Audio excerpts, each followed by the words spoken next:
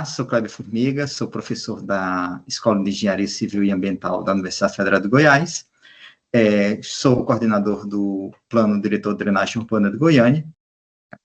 Estou aqui para contribuir com a capacitação da norma de referência 12/2025. Como está sendo feito o processo de participação social no Plano Diretor de Drenagem Urbana de Goiânia? Como está sendo feito o processo de participação social dentro do Plano Diretor de Drenagem Urbana em Goiânia? Então, nós temos uma equipe de divulgação, foi uma das primeiras equipes a entrar em trabalho. Então, antes do pessoal começar, nós fazemos contratações, começar a assinar os contratos, o pessoal da comunicação já estava lá ativo,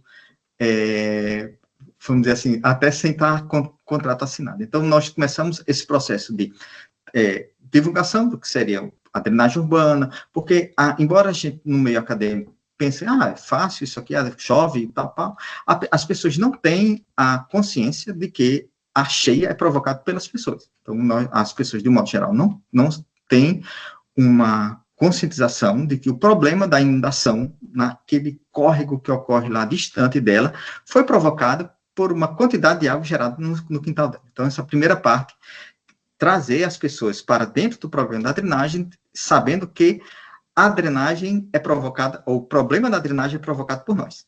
Então, nós fazemos parte do problema e temos que fazer parte da solução. Então, esse foi um dos primeiros enfoques que nós tentamos, a partir disso aí. Então, você tem reportagem de jornal, sai um monte de entrevista, porque o pessoal fica procurando encaixar isso aí, e quando começa a chover, aí que aparece. Então, a minha esposa já fala que em semana de chuva, já sabe que o telefone não para de tocar, porque tem que ficar falando entrevista.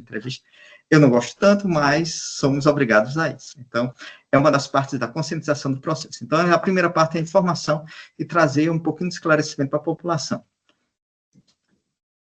Outra parte é que dentro do processo de construção do planejamento, envolve diversos atores. Então, nós temos o que a gente chama de um grupo de consulta, que é formado por entidades como CREA. Então, o CREA já faz parte da engenharia, então tem CREA, tem CAL, tem o pessoal da construção, tem o pessoal do setor imobiliário, que vamos dizer, que está envolvido diretamente dentro desse processo, porque eles que são responsáveis por, vamos dizer, por colocar em prática o planejamento. Se você não tiver, se eles não, digamos, comprarem a ideia, isso aqui não vai para frente. Então, é importante dizer para eles que isso é importante, que é essencial para você ter uma cidade melhor, para você ter um bairro melhor, para conseguir ter, vamos dizer, partes melhores da cidade, e se for fazer uma certa ocupação, que a ocupação seja uma ocupação mais sustentável, do ponto de vista ambiental, do ponto de vista da drenagem. Então, tem essa parte, tem a parte do Ministério Público, tem a parte das secretarias da Prefeitura de Planejamento e de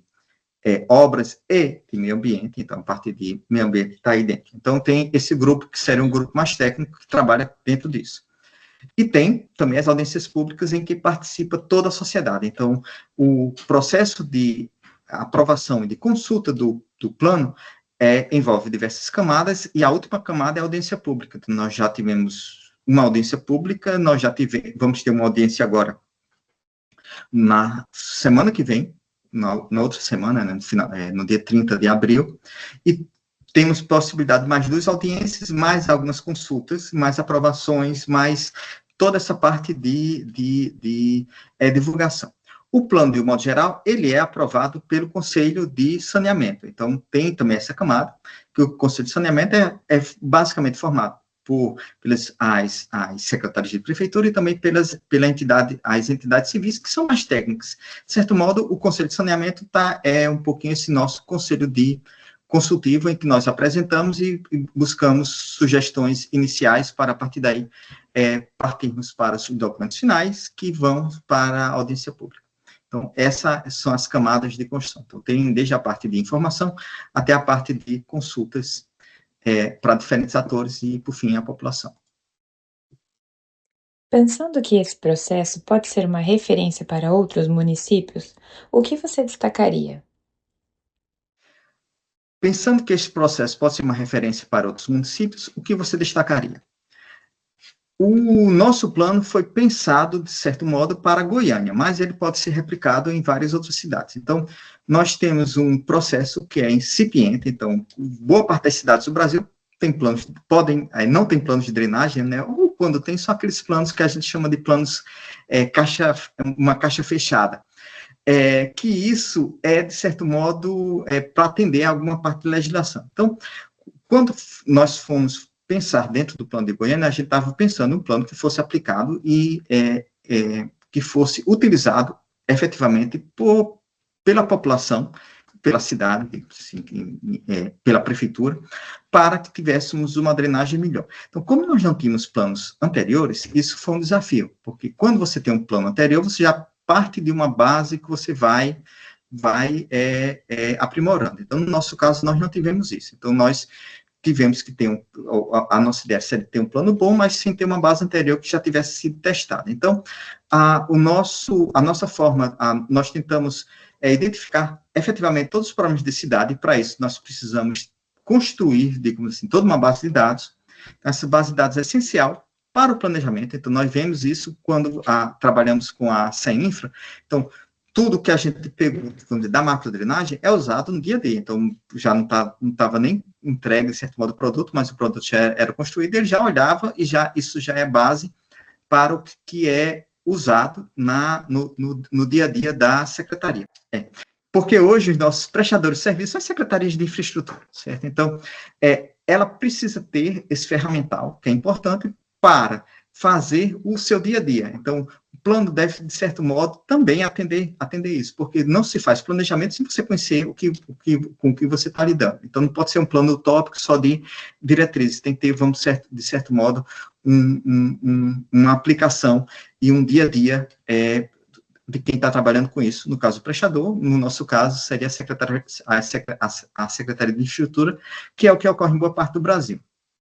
Então, a gente deixa esse legado, de certo modo. Então, a partir daí, você faz todo o planejamento. Então, você faz um planejamento concreto, com base nos problemas da cidade. Então, precisa entender os problemas da cidade, e a partir daí, você vai construindo as ações que são mais urgentes, digamos assim, e as ações que a gente vislumbra para ter uma drenagem melhor a médio e longo prazo. Então, você vai ter algumas coisas que não é o ótimo, como a gente fala muito de engenharia, mas é o que precisa naquele momento, e a partir daí você vai construindo. Pensando que a drenagem, o planejamento que a gente faz, não é para o dia de amanhã, não é para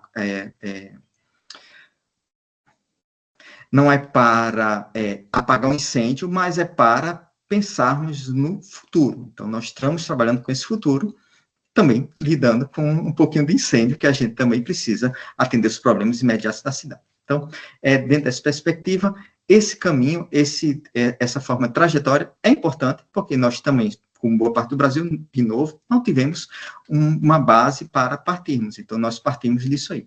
Então, tendo isso, para os próximos planos, porque o plano não para, o plano é um processo de construção que deve ser sempre renovado, você já tem uma base, e a partir dessa base você vai construindo. E o que é isso que a gente pretende ter para Goiânia, de certo modo, para o Brasil como um todo. Então, todas as cidades maiores que tiverem planos, que forem obrigadas a ter plano, tem essa estrutura que possa ser aplicada, que isso é o que a gente pretende, ter um plano que não seja engavetado, mas que tenha aplicação direta.